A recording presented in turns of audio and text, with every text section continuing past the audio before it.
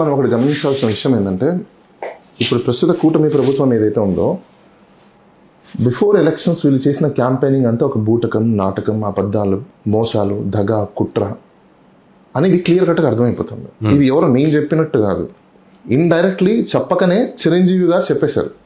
ఏమని అంటే, ఇప్పుడు జగన్మోహన్ రెడ్డి, ఇప్పుడు బాలకృష్ణ ఏమన్నాడు అసెంబ్లీలో, అసలు అసెంబ్లీ వేదిక ఎందుకు, ఆ సైకో గాడు ఏదో అన్నాడు. అసలు first of all Balakrishna he's a certified person.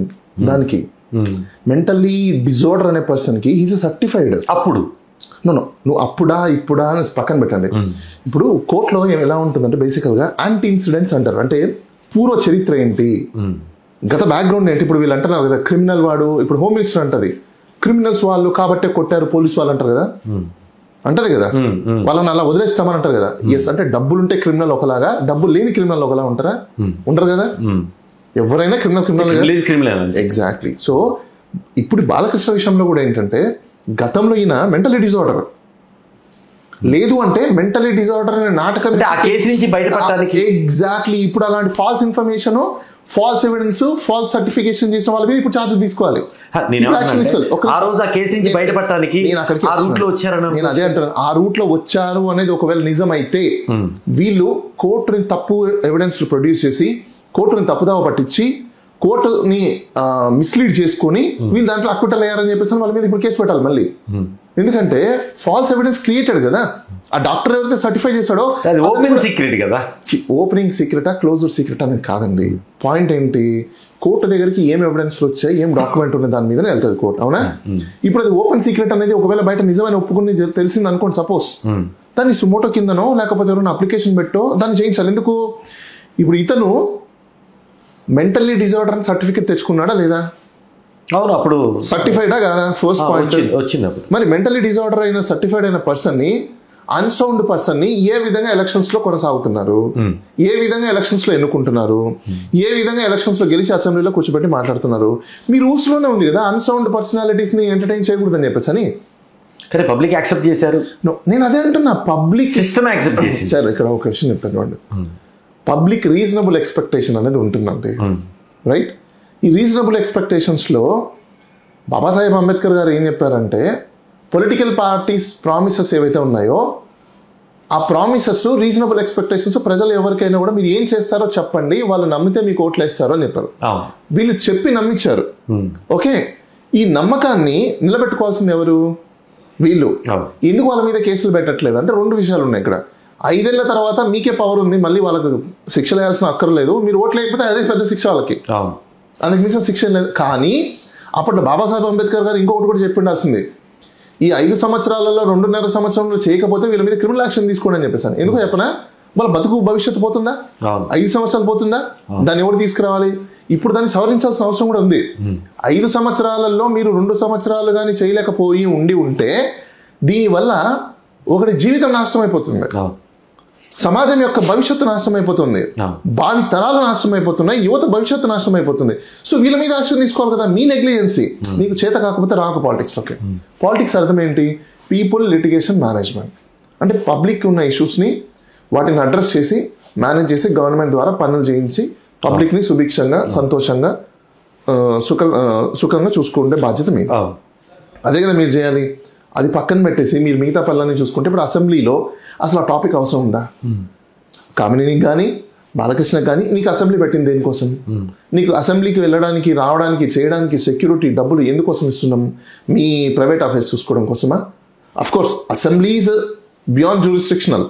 Okay, దానికి ఒక టెరిటరీ జ్యూరిస్డిక్షన్ అనేది లేదు కాబట్టి అది ఎగ్జామ్ ఉంటుంది. ఓకే, నువ్వు ఆడేం మాట్లాడుకున్నా speaker is a competent authority అని చెప్పేసి పార్లమెంటరీ లాంగ్వేజ్ వాడాల్సిన మీరే అన్పార్లమెంటరీ లాంగ్వేజ్, అన్పార్లమెంటరీ అఫైర్స్ మీద అక్కడ తీసుకొచ్చి కూర్చున్నప్పుడు కామన్ మ్యాన్ ఎందుకు చేయకూడదు? కానీ ఇప్పుడు ఏమంటాడంటే, నేను చిన్న ఎగ్జాంపుల్ చెప్తాను. కామన్ మ్యాన్ ఇప్పుడు ఏమంటాడంటే, రేపు చిన్న ఎగ్జాంపుల్, ఇప్పుడు తప్పు చేసి వాడు ఏమంటాడు, అవునాయన పలానా హీరో చేసుకున్నా, చూసాను, నేర్చుకున్నాను అని చేసాను అంటాడు. వాడి మీద కేసు పెట్టాలిగా. నువ్వు సొసైటీకి గుడ్ని నేర్పించకూడదు. సో ఇక్కడ ఇప్పుడు బాలకృష్ణ చేసిన కామెంట్స్లలో చిరంజీవి గారు బయటకు వచ్చి ఎందుకు చెప్పాల్సిన పరిస్థితి వచ్చేసిందంటే, నాకు తెలిసి 2 విషయాలు ఉంటాయి. ఇప్పుడు మీరే నేనే ఉన్నాను, కామన్ గా మాట్లాడుకుందాం, పెద్ద రాకెట్ సైన్స్ ఏం లేదు. ఇప్పుడు మీరు నాకు ఒక ప్రామిస్ చేస్తుంటారు, సపోజ్ నేను నీకు ఇది చేస్తాను అని చెప్పేసి అని, నేను ఆ టైంలో నేను ఎందుకు చెప్పలేదు కొన్ని విషయాలు అంటే బికాస్ నువ్వు నాకు ప్రామిస్ చేసావు కదా సంథింగ్ ఏదో ఇస్తాను చెప్పేసి. అలానే కూటమి ప్రభుత్వము బాలకృష్ణ గారు కలిసి ఉన్నారు కాబట్టి, ఇప్పుడు పవన్ కళ్యాణ్ కూడా కలిసి ఉన్నారు కాబట్టి చిరంజీవికి ఏదైనా చేస్తామని చెప్పి వాళ్ళు ప్రామిస్ చేసి ఉండొచ్చేమో, కన్ఫర్మ్ కాదు, ఏమో అది ఫుల్ఫిల్ అవ్వలేదు కాబట్టి ఏమో ఇప్పుడు నిజాలు చెప్తున్నాడు ఆయన. అంటే ఎన్నికల హామీల్లో ఎన్నికల ముందు సభలో పవన్ కళ్యాణ్ మాట్లాడినప్పుడు చిరంజీవి ఇట్లా రెస్పాండ్ కాలేదు కాబట్టి ఎందుకు కాలేదు అయ్యారంటే అందుకని చెప్తా ఎందుకు కాలేదు. మీరన్న యాంగిల్ ఆలోచిస్తే నాగబాబుకి ఎమ్మెల్సీ ఇచ్చారు, ఈయనకి డిప్యూటీ సీఎం ఇచ్చారు, మంచి మంచి పంచాయతీరాజ్ లాంటి పోర్ట్ఫోలియో ఇచ్చారు, ఇంకేముంటుంది చిరంజీవికి ఒక మంత్రి పదవి, కేంద్ర మంత్రి చేసిన నాకు ఒక విషయం చెప్పండి, నాకు ఒకటే విషయం చెప్పండి, ఈ రోజుట్లో 1980s నుంచి ఈ రోజు వరకు so called ministers, so called MLA, so called ఈ రాష్ట్రంలో పెద్దవాళ్ళని అనుకుంటున్నారా? మీ కుటుంబాలలో ఫస్ట్ అన్నా తమ్ముళ్ళు, అక్క చెల్లెలు, బావ బామర్దులు, నాన్నలు, తల్లు, తండ్రి, పిల్లలందరూ కలిసి ఉన్నారా? లేరు కదా, ఒకటే మాట మీద లేరు కదా, రోజు గొడవలు అవే కదా మనం చూస్తున్నాం. మరి ఇళ్లలోనే లేనప్పుడు బయట ఎందుకు ఉంటారు సార్? ఇంకా అలాంటప్పుడు చిరంజీవి గారు ఎందుకు ఉండాల్సిన పరిస్థితి? ఆ రోజు ఆ సందర్భానికి ఉంటారు అంతే, ఈ రోజు జరగలేదు చెప్తారు. వాళ్ళు ఐక్యమత్యంగా ఉన్నట్టే కదా. ఆ రోజు తమ్ముడు అంటే ఒక పాయింట్ అర్థం కావట్లేదండి. ఇప్పుడు తమ్ముడు పేకాటే ఓకే, అది వంగ తోటగడ మామ సంథింగ్ ఏదో అంటారు అక్కడక్కడే ఇక్కడైనా బాగానే ఎగ్జాక్ట్లీ. ఇప్పుడు ఆ రోజు ఫుల్ఫిల్ అయ్యి అవ్వాల్సిన పరిస్థితి ఉంది కాబట్టి సైలెంట్ గా ఉండొచ్చు. అక్కడ సార్ ఇట్ ఈస్ డౌట్ అంటే నేనేమంటున్నా, ఇప్పుడు ఆయనకు ఒకవేళ అలాంటిది ఏదైనా జరిగిందేమో కాబట్టి ఇమీడియట్ గా రియాక్ట్ అయ్యిండొచ్చు, లేకపోతే ఏం అవసరం ఉంది రియాక్ట్ అవ్వాల్సిన అవసరం. అయితే మీరన్న దాంట్లో రియాక్షన్ లో కూడా విధానపరంగానే ఆయన తెలియజెప్పారు కానీ ఖండించలేదు. రెండవది ఆ లెటర్ చాలా సాత్వికంగా ఉంది. ఆయన ఏం చెప్పారు? మమ్మల్ని ఎక్కడే గాని హ్యూమిలేషన్ చేయలేదు, అవమానించలేదు, కించపరచలేదు అనే అంశమే కదా అది. అంటే దాని అర్థం ఏంటి? వాళ్ళు మమ్మల్ని మంచిగా చూసుకున్నారని. అంటే ఇప్పుడు పవన్ కళ్యాణ్ అబద్ధం చెప్పినట్టే. ఆ రోజు ఎందుకు ఖండించలేదంట? నేను అక్కడికే వస్తున్నాను సార్. ఆ రోజు ఎందుకు ఖండించలేదంటే ఆ సందర్భంలో ఆ టాపిక్ వాళ్ళకి అవసరం కాబట్టి, బెనిఫిట్ వస్తుందని చెప్పింటారు కాబట్టి సైలెంట్ అవుతారు సార్. ఇప్పుడు నేను కామన్ మ్యాన్ గా చెప్తున్నాను కదా మీకు, ఒక కామన్ మ్యాన్ కి నీకు ఏదైనా ఇస్తాను నువ్వు సైలెంట్ ఉంటారా అంటే ఏం చేస్తారు? చిరంజీవి చేస్తారు. ఏం తప్పేముంది? ఆయన ఏమైనా పైనుంచి దిగొచ్చాడా? ఈ రోజు ఏమైనా పైనుంచి దిగొచ్చాడా? కాదు కదా, ఆయన కూడా మనిషి, ఆయనకు కూడా ఒక లైఫ్ ఉంది, ఆయనకి పిల్లలు ఉన్నారు, ఆయనకి వారసులు ఉన్నారు, ఆయనకు సమాజం ఉంది, ఆయనకు పర్సనల్ ఇంట్రెస్ట్ ఉంటది, ఉండకుండా పోదు కదా. ఇప్పుడు ఆయన చిరంజీవి అయినంత మాత్రాన మొత్తం ఆస్తులని దారాదత్వం చేసిస్తాను ఐఎమ్ గాడ్ అని చెప్పడు కదా. ఆయనకి ఎక్స్పెక్టేషన్స్ ఉంటాయి కదా, డెఫినెట్లీ ఆయనకు ఉంటుంది, డిజైర్ ఉంటుంది. ఆ డిజైర్ ఫుల్ఫిల్ కానప్పుడు ఎవరైనా ప్రాసెస్ అవుతారు. ఇప్పుడు ఆడవాళ్ళు మగవాళ్ళందరూ కూడా మీడియాలకు ఎందుకు ఎక్కుతున్నారు? మొగుడు పిల్లలు వాళ్ళ డిజైర్ ఫుల్ఫిల్ అవ్వనప్పుడే బస్ట్ అవుతారు. డిజైర్ ఉన్నప్పుడు అది ఫుల్ఫిల్ అవుతున్నప్పుడు ఎవరైనా బస్ట్ అవుతారా?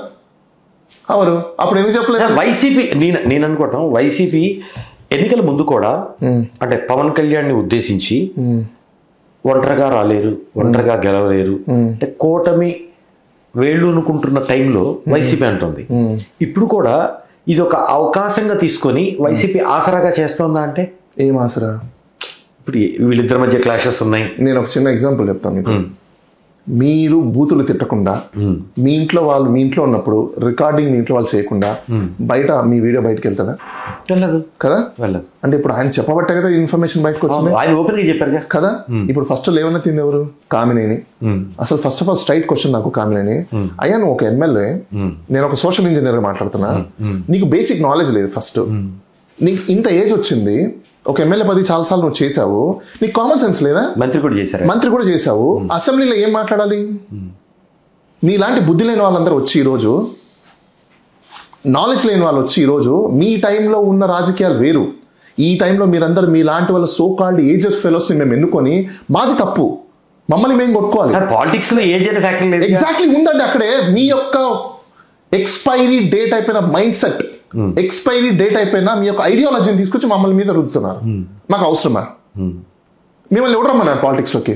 మీరు పడుకొని నిద్రపోండి. మాలాంటి యూత్ ఎవరొకరు వస్తారు. నామినేషన్ వేసేటప్పుడు మీరు ఒక్కరే లేరు, లిస్ట్ లో ఒక 20-30 మంది ఉన్నారు. ఎవరొకరు యూత్ వస్తారు, అది ఎవరికో ఓట్లు మీరు లేరనుకోండి వేరే వాళ్ళకి వేస్తారు. పబ్లిక్ ఎవరికోటికి వేయాలి కదా, పబ్లిక్ యూత్కి వేస్తారు. మీరు ఎందుకు ఇట్లాంటి ఎక్స్పైరీ అయిపోయి ఒక నిమిషం లెట్ మీ కంప్లీట్ ఎక్స్పైరీ అయిపోయిన ఐడియాలజీ వాళ్ళు వచ్చి ఈ రోజు ఆయన నీకు సంబంధించినవైనా, ప్రజలకు సంబంధించినవైనా, నియోజకవర్గానికి సంబంధించిన, రాష్ట్రానికి సంబంధించిన మాట్లాడాలి. అసలు అక్కడ ఫిల్మ్ ఇండస్ట్రీలో అవమానాలు, అప్పుడు పిలిచినారు, అప్పుడు చేయలేదు, ఇప్పుడు ఇవన్నీ అవసరమా? సినిమా ఇండస్ట్రీ ఒకటేనా రాష్ట్రానికి? సినిమా ఇండస్ట్రీ ఏంటి? ఒక ఎంటర్టైన్మెంట్ అబ్బా. డబ్బులు అలా విసిరిస్తారు, పోతారు, ఎంటర్టైన్ చేసుకుంటారు, వచ్చేస్తారు. ప్రజలకి అది ఒక ఉత్సాహకరమైన సంబంధించిన అంశము, అంత పెద్దది కాదు అది. మీరు దాన్ని ఇండస్ట్రీ ఇండస్ట్రీ ఇండస్ట్రీ అని చెప్పి ఏదో చంకలు గుద్దుకుంటున్నారు. I'm challenging mister so called ఎవరైతే ఉన్నారో, మీ ఇండస్ట్రీలో నెంబర్స్ 1 to 100 వాళ్ళు తప్ప ఇంకా ఎవరు ఇండస్ట్రీలో ఉన్నారు, ఎవరు బాగుపడ్డారు నాకు చూపించండి. ఎంతమంది దాని మీద బతుకుతున్నారో చూపించండి. అంటే వీళ్ళు చిన్న చిన్న పనులు చేసుకునే వాళ్ళు దాన్ని చూపించడం కాదు, వాళ్ళందరూ ఎంత ఎదిగారు. మీరు అన్న పాయింట్ కరెక్ట్. ఏ గవర్నమెంట్ వచ్చినా కూడా మీరు చెప్పిన ఫార్ములా ఫాలో అవట్లా. ఏమండి, నేను అదే చెప్తున్నాను సార్. ఎవరైనా కానీ ప్రజలు తెలుసుకోండి. ఫస్ట్ నువ్వు 1000 రూపాయలు పెట్టాలి వెళ్ళాల్సినంత నెసెసిటీ లేదు. సినిమా అనేది ఒక ఎంటర్టైన్మెంట్ లాంటిది. 1000 రూపాయలు అసలు ఎందుకు పెట్టుకుంటున్నా డబ్బులు? ఇప్పుడు ఈ డబ్బులు ఎవరికి వెళ్తున్నాయి? ప్రొడ్యూసర్ ఎవరికి ఇస్తారు సార్? నిర్మాణ వ్యయంలో అంటే వీళ్ళ దగ్గర తిరుగుతున్నాయి. ఇప్పుడు వీళ్ళు ఏమంటున్నారు, సినిమా ఇండస్ట్రీ మొత్తం బాగుపడుతుంది. ఎవడైనా అదే రా ఓపెన్ గా నేను తీసుకెళ్తాను, నేను చూపిస్తా. సినిమా ఇండస్ట్రీ ఎక్కడే బాగుపడింది నాకు అర్థం కాదా? ఇప్పటికి కూడా 500 రూపాయలకి పని చేసుకుంటున్నారు అదే సినిమా కార్యకర్తలు, అదే వర్కర్స్, సినిమా యూనియన్ వర్కర్స్ కావచ్చు. ఇంకా వాళ్ళ జీవితాలు ఇక్కడ సినిమా దాని మీద మనం మాట్లాడదాం. నేను ఎందుకు ఆ టాపిక్ నేను అక్కడికే వస్తున్నా. ఇప్పుడు ఈ కామినేని శ్రీనివాస్ ఆయన మాట్లాడాల్సిన అంశాలు ఏంటి? ప్రజలకు సంబంధించి మాట్లాడాలి. ఈ అంశాలన్నీ ఎందుకు మాట్లాడాల్సి వచ్చింది ఆయన? అంటే మీ యొక్క బుద్ధి ఎలా ఉంది, మీ ఐడియాలజీ ఎలా ఉంది, మీ ఇంటలెక్చువల్ మెంటాలిటీ ఎలా ఉంది, మీ యొక్క సైకలాజికల్ వే ఎలా ఉంది? అంటే ఇప్పుడు నువ్వు ఒకటి సైకో అంటున్నావు అంటే బికాస్ నీకు అలాంటి మైండ్ సెట్ ఉంది.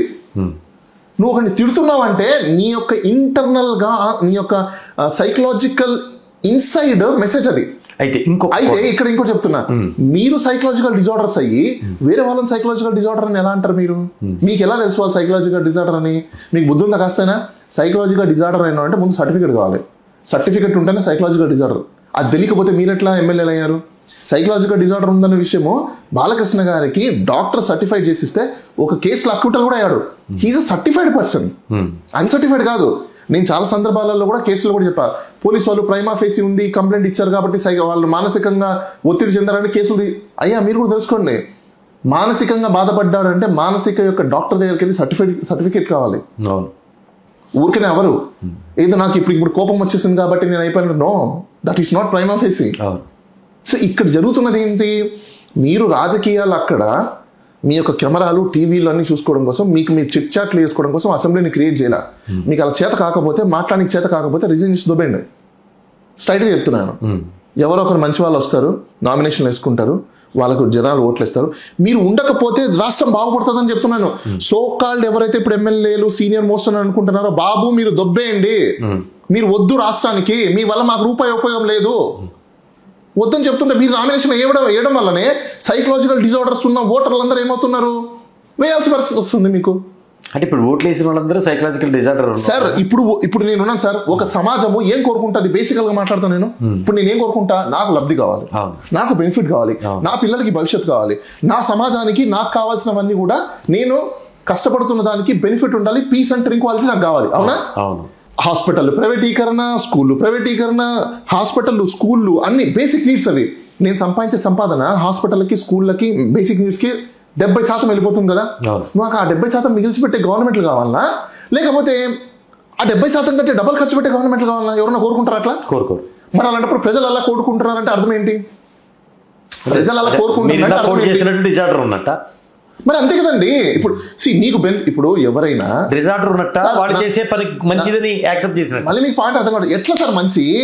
ఏ విధంగా మంచి? వాళ్ళ పాయింట్ ఆఫ్ వ్యూ. అరే మీ ఎట్లా అంటే ఒక కార్కి గుద్దేస్తారంటే మంచి, అది బిల్డింగ్ పైన ఒకటి దూకుతా అంటారు సార్. ఎగ్జాంపుల్ చెప్తాను నేను. దూకడం చచ్చిపోతాడు అందరికీ తెలుసు కదా. ఆ దూకడం మంచి అని ఒప్పుకుంటారా మీరు? అంటే ఇప్పుడు మీ ఉద్దేశం దూకడం ఒప్పుకున్నారంటే మీ మైండ్ సెట్ ఏంటి? మనిషి బతుకుతున్నాడు అంటే ఎస్ నీ మైండ్ సెట్ మంచిది. దూకితే చచ్చిపోతాడని తెలిస్తే నువ్వు మళ్ళీ దూకొచ్చు కరెక్ట్ అని చెప్తున్నావు అంటే నీ మైండ్ సెట్ ఏంటి? దాన్ని యాక్సెప్ట్ చేసినట్టు కాదు. దాన్ని యాక్సెప్ట్ చేసావు అంటే నీ మైండ్ సెట్ ఏంటి? సైకలాజికల్ డిజార్డర్ కదా నువ్వు. నీకు బెనిఫిట్ వచ్చేది నువ్వు యాక్సెప్ట్ చేస్తున్నావు. ఇప్పుడు మీకు 1,00,000 రూపాయలు జీతం వస్తుందండి, రూపాయల జీతం వస్తుంది కదా అని చెప్పేసి అని రూపాయల దగ్గరికి వెళ్తే మీకు బెనిఫిట్ వస్తుంది కాబట్టి మనం యాక్సెప్ట్ చేయొచ్చు. ఇంకొకటి ఎవడో వచ్చి 10,000 రూపాయలకి పిలుస్తుంటే మీరు 10,000 రూపాయల దగ్గరికి వెళ్తారంటే మీ మైండ్ సెట్ ఏంటి? మిమ్మల్ని ఏమనాలి అప్పుడు? సైకలాజికల్ డిజార్డర్ అనాలా కాదా? డిజార్డర్ లేకపోతే మీరు ఏం ఆలోచిస్తారు? రైట్ వేని ఆలోచిస్తారు, బెనిఫిట్ ని ఆలోచిస్తారు. మీరు బెనిఫిట్ ని ఆలోచించకుండా మీ యొక్క డెవలప్మెంట్ ని అడ్డుకునే విధంగా మీరే డిజాస్టర్ అయిపోయే విధంగా ఆలోచిస్తున్నారంటే మీ మైండ్ సెట్ ఏంటి? మీరే చెప్పండి. ఇప్పుడు ఒక జర్నలిస్ట్ గా నాకు ఆన్సర్ చేయండి. ఇప్పుడు మీరు ఒక జర్నలిస్ట్ గా మీరు అలా వెళ్తున్నారంటే దాని అర్థం ఏంటి? మీరంటే యూజువల్ గా చెప్పండి. అలా ఒక వ్యక్తి వెళ్తున్నారు కదా. ఇప్పుడు కాబట్టి ప్రజలు ఎవరైనా కూడా ప్రభుత్వాలు వచ్చి మంచి చేయాలని కోరుకుంటారా లేకపోతే చెడు చేయాలని కోరుకుంటారు? మరి ఎప్పుడైనా ప్రభుత్వం అన్ని అండర్టేకింగ్ తీసుకొని ప్రభుత్వం ప్రజలకి మనం డిబేట్ అవుతున్నాం. నేనేమంటున్నానంటే బాలకృష్ణ కామెంట్ ఇష్యూలో ఇక్కడ ఒక కోణం మీరు చెప్పారు, నేను ఇంకో కోణం నుంచి ఏం ఆలోచిస్తున్నానంటే, సరే ఈ పొత్తులు ఇవన్నీ కాదు, జగన్ అనేది అభ్యంతరకరం అనేది ఎవరైనా చెప్పేదే, అది ఎవరన్నా అభ్యంతరకరమే. ఆ పదజాలను ఎక్కడైనా అనకూడదు. వ్యక్తి అనేది పక్కన పెడితే ఆ కుర్చీకి గౌరవం ఉంటుంది. ఆయన మాజీ అయినా కూడా ముఖ్యమంత్రిగా ఉన్నారు, ఒక రాష్ట్రానికి పెద్దన్న ముఖ్యమంత్రి అంటే. సో అది కాసేపు పక్కన పెడితే ఆ ఇష్యూ. ఇప్పుడు క్రెడిబిలిటీ అంతా పవన్ కళ్యాణ్కి పోతుంది పాలిటిక్స్ లో. ఎందుకంటే చంద్రబాబు తర్వాత ప్లేస్ లో ఉన్నారు. సినిమా ఇండస్ట్రీలో కామినేని కోట్ చేసిన దాని ప్రకారం ఆయన గట్టిగా అడిగారు, గట్టిగా అడిగి సాధించుకున్నారని కామినేని కోట్ చేయడం ద్వారా ఆయన ఈగో క్లాష్ అయిందా, ఉక్రోషంతో మాట్లాడారా? అంటే సార్ ఒకటి, ఇప్పుడు ఈగో ఎవరిది క్లాష్ అయినట్టు? బాలకృష్ణది. ఎందుకు క్లాష్ అయింది బాలకృష్ణది? నేనేమంటున్నానంటే ఏం సంబంధం? ఇటుమో తెలుగుదేశం పార్టీలో చంద్రబాబు తర్వాత పొజిషన్ లో ఉన్నది పవన్ కళ్యాణ్, ఎవరు అవునన్నా కాదన్నా. సినిమా ఇండస్ట్రీలో ఇద్దరు సమకాలీకులు అయినప్పటికీ కూడా ఇక్కడ సభలో, నిండు సభలో ఒక మాజీ మంత్రి ప్రస్తుత ఎమ్మెల్యే చిరంజీవికి మైలేజ్ వచ్చే విధంగా మాట్లాడటం కామినేని శ్రీనివాస్ ఆయన తట్టుకోలేక ఉండొచ్చు కాదా? ఎగ్జాక్ట్లీ కరెక్ట్గా వచ్చారా మీరు? ఇప్పుడు పాయింట్కి వచ్చారు మీరు కూడా. నేనేం చెప్పాను, ఒకరి డిజైర్ ని ఒకరు ఫుల్ఫిల్ చేస్తున్నప్పుడు వాళ్ళకి అది నచ్చకపోతేనే ఎవరన్నా బర్స్ట్ అవుతారని చెప్పాను, అవునా? లేదా తట్టుకోలేక అన్నారా? లేదా పవన్ కళ్యాణ్ కూడా సభలో అన్నప్పుడు చిరంజీవి స్పందించలేదు అంటే నిజంగా పవన్ కళ్యాణ్ కోడ్ చేసిన దాన్ని బేస్ చేసుకుని అన్నారా? ఇక్కడ మీరు అటు తీసుకున్నా ఎటు తీసుకున్నా ఒకరికి డిజైర్ ఫుల్ఫిల్ అవుతున్నప్పుడు ఇంకొకరికి నచ్చకపోతేనే వాళ్ళు బర్స్ట్ అవుతారు.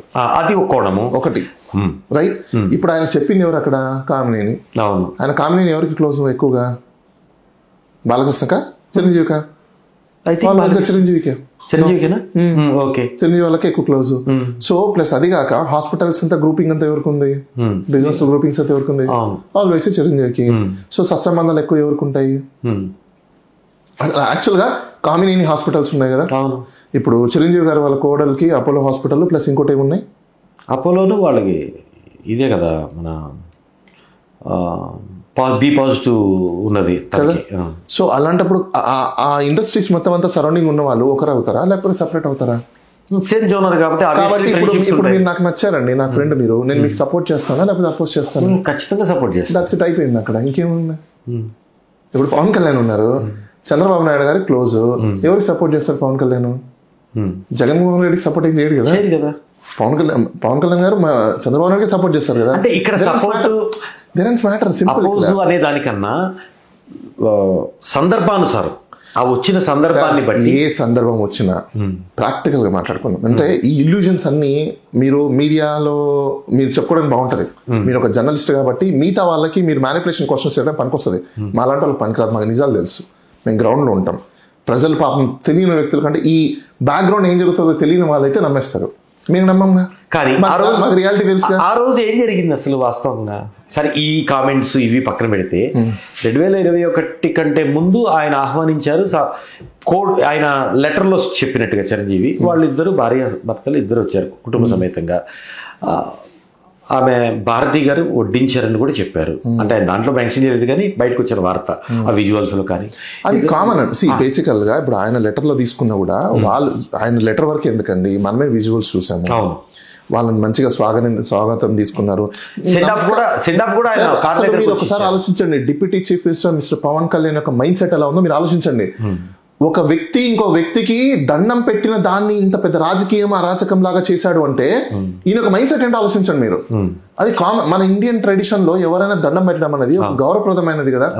దాన్ని రాజకీయం చేశాడంటే ఈ వ్యక్తి ఆలోచన ఏంటో చూడండి. అయితే ఇక్కడ ఒక అంటే మీరు ఒక వ్యక్తికి నమస్కారం పెట్టి, ముఖ్యమంత్రిగా వైఎస్ జగన్మోహన్ రెడ్డి ఉన్నప్పుడు chief PRO if I'm not wrong Srihari, ఆయన మీద కూడా అంటే నేను సోషల్ మీడియాలో మనం చూస్తున్నాం, అతనిదే తప్పు, ఎలాంటి విజువల్స్ బయటికి వెళ్ళాలి లేదనేది చీఫ్ పిఆర్ఓ చేతిలో ఉంటుంది. అది అలాంటి పనులు చేసిన అంత తేలిగ్గా తీసుకున్నా కాదండి. అతని మీద ఉదాసీనంగా వైఎస్ జగన్ ఇప్పటికీ ఉన్నారు. అలాంటి వాళ్ళని నాకు విషయం చెప్పండి. ఇప్పుడు అంటే దండం పెట్టడం తప్ప అంటే అలాంటి విజువల్స్ బయటకు వదలడం కానీ ప్రతి నమస్కారం ఆయన దండం పెట్టినప్పుడు ప్రతి నమస్కారం చేయలేదు, ఆయన మాట్లాడుతున్నారు. నేనే చిన్న ఎగ్జాంపుల్ చెప్తాను చూడండి. ఇప్పుడు కొంతమంది ఎవరు నమస్కారాలు పెడతారు, నేను నమస్కారం పెట్టడం నేను ఇలా అంటా, నేను అది కూడా లేదు కదా. అరే అది ఒక్కొక్కరి వే ఒక్కొక్కరిలో ఉంటుందండి. రెస్పాండ్ అయ్యి ప్రతి నమస్కారం పెట్టిన తర్వాత మనిషి సీరియస్ అవుతే అది అనుకోవచ్చు, మనము సీరియస్ అయ్యి తోసేస్తే దొబ్బేస్తే అది అనుకోవచ్చు. నువ్వు నమస్కారం పెట్టినప్పుడు నవ్వుతూ నేను వెల్కమ్ చెప్తే అర్థం ఏంటి? సినిమా ఇండస్ట్రీ పర్సన్ నాకు క్వశ్చన్ చెప్పండి. ఫస్ట్ ఒక కామన్ మ్యాన్ అడుగుతున్నాను, మీరు నమస్కారం పెట్టారు, మీరు నమస్కారం పెట్టిన తర్వాత నేను నవ్వుకుంటూ సార్ రండి సార్ లోపలికి అన్నాను అనుకోండి, వాట్ ఈస్ రెస్పాండ్ అయినట్టే. మరి ఇంకా దానికి అక్కడ కాదు, అంటే కూర్చొని మాట్లాడేటప్పుడు మీరు పెద్దన్న లాంటి వాళ్ళు ఇండస్ట్రీ పొజిషన్ లో ఉన్నారు, అది దండం పెట్టేటప్పుడు ఆయన తిరిగి ప్రతి నమస్కారం చేయలేదు. మీకు పాయింట్ అర్థం కావట్లేదు అంటే నువ్వు ఆయన ఏం చేయాలో నువ్వు చెప్తావా? ఇప్పుడు ఈయన కూర్చున్నప్పుడు మీరు ఇండస్ట్రీకి మంచి వాళ్ళని ఈయన దండం పెట్టాలి చెప్పాలని అంటే ఆయన మీరు ఇందాక అన్న వాడు కరెక్ట్. వచ్చేటప్పుడు నేను నమస్తే పెట్టాను బాలాగారికి, బాలాగారు రండి అన్నారు, నమస్కారమే పెట్టక్కర్లా, రెస్పాండ్ అయ్యారు. అంటే ప్రతి నమస్కారం కింద లెక్క. ఎగ్జాక్ట్లీ. అయితే కూర్చొని అడిగినప్పుడు మీరు కన్నతండ్రి స్థానంలో ఉన్నారు ముఖ్యమంత్రి అంటే అన్నప్పుడు తప్పకుండా మా ప్రభుత్వము అని ఆయన ఏ రెస్పాండ్ అవ్వాలా నవ్వుతూ ఉండిపోయారు. నవ్వడం అంటే అర్థం ఏంటి? బేసికల్ గా ఒకరి యొక్క భావనని స్వీకరిస్తున్నారని అర్థం నవ్వడం అంటే. తెలుసా ఎవరికైనా? నాకు తెలిసి మన తెలుగు రాష్ట్రాలలో నవ్వు అనే పదానికి ఈ రోజు అసలు వాల్యూ లేకుండా పోయింది. ఎవరైనా చూసారా మీరు? మీ పొద్దున్నే లేస్తే బయటికి వెళ్ళండి, ఒక్కడిని చూపించండి నాకు నవ్వుతున్నది. మన యొక్క సొసైటీ యొక్క ఆబ్జెక్ట్ ఏంటండి? పీస్ అండ్ ట్రాంక్వాలిటీ కదా. ఈ రోజు ఎవరి లైఫ్ లో అయినా సో కాల్డ్ ఎవడైనా కానీ కోట్లు సంపాదించుకున్నవాడు కానీ నవ్వుతూ ఒక్క రోజున ఒక్కడైనా మీకు కనిపించారు. ఒక పాయింట్ అడుగుతా, మీరు లాయర్ కాబట్టి పాలిటిక్స్ మీద మీకు గ్రిప్ ఉంది కాబట్టి ఎలక్షన్ల ముందు ఇదే పాయింట్ ఆఫ్ వ్యూలో కూటమి ప్రభుత్వం, కూటమిలో ఉన్న పార్టీలు బహిరంగ సభల్లో వేదికగా చేసుకుని మాట్లాడినప్పుడు ఒక్క ఆయన ఖండన కూడా ఎందుకు ఇవ్వలేదు? నేను అదే చెప్తున్నాను కదా, ఎందుకు ఖండన ఇవ్వరు అంటే ఇప్పుడు అక్కడ డిజైర్స్ అనేది ఉంటాయి. ఎందుకు ఇప్పుడు ఆ రోజు ఆయన ఖండన చేశాడు అనుకోండి, బెనిఫిట్ ఎవరికి బెనిఫిట్ అవుతుంది? పవన్ కళ్యాణ్ గారికి అవ్వదు, జగన్మోహన్ రెడ్డికి అవుతుంది. అలాంటప్పుడు ఎందుకు చెప్తాడు ఆయన? ఆయన మీద మచ్చపడ్డది. మీకు పాయింట్ అర్థం కావట్లేదండి. ఆ రోజు ఆయన ఎందుకు చెప్తాడు? చిరంజీవి అట్లా నేను జగన్మోహన్ రెడ్డి ఎందుకు ఖండించలేదండి నేనే మీకు అదే చెప్తున్నాను. ఇక్కడ జగన్మోహన్ రెడ్డి గారు ఎందుకు ఖండించలేదు అంటే ఆయన ఐడియాలజీ ఒకటి ఉంటది. ఏంటి? ఇప్పుడు ఆయన పాయింట్, ఆయన ఒక వర్షన్ ఏంది? బేసికల్ గా నాకు పైన దేవుడు ఉన్నాడు, ప్రజలు నాకు ఓట్లేస్తే ప్రజలు నమ్మితే నేను గెలుస్తాననే భావన అయింది. ఇలాంటి సో కాల్డ్ మిర్చి మసాలా రూమర్స్ అన్నిటి గురించి పట్టించుకుంటూ కూర్చుంటే టైం వేస్ట్ లేకపోతే ఇంకేంటి? చారిత్రాత్మక తప్పిదం లేదా? దానివల్ల ఎలక్షన్స్ లో నష్టంలో ఈ పార్ట్ నేను ఒక క్వశ్చన్ చెప్తాను. ఎలక్షన్స్ అనేది ఒకరికి నష్టం, ఒకరికి లాభం. ఒకరికి లాభం, ఎవరికి జీవితకాలపు నష్టం అనేది డిసైడ్ చేసుకోవాల్సింది ఎవరు? ప్రజలు. రైట్? ప్రజలు ఇంటి దగ్గరికి సచివాలయాన్ని తీసుకొచ్చి బెనిఫిట్స్ ఇచ్చిన వ్యక్తులను వద్దు అని కోరుకున్నారు జనాలు అన్నప్పుడు వాళ్ళు ఇంకోటి ఏదో కోరుకుంటున్నారు అనుకున్నారు, దానికోసం ఓట్లేశారు. ఇప్పుడు నెక్స్ట్ వచ్చే ఎలక్షన్స్ లో ఎవరికి ఓటేస్తారని మనం వెయిట్ చేసి చూడాల్సిందే. ఎందుకంటే దానివల్ల నష్టం, ఇప్పుడు గెలిస్తేనే లాభం పొందినట్టు కాదు, సమ్ టైమ్స్ గెలవకపోయినా లాభం పొందినట్టే.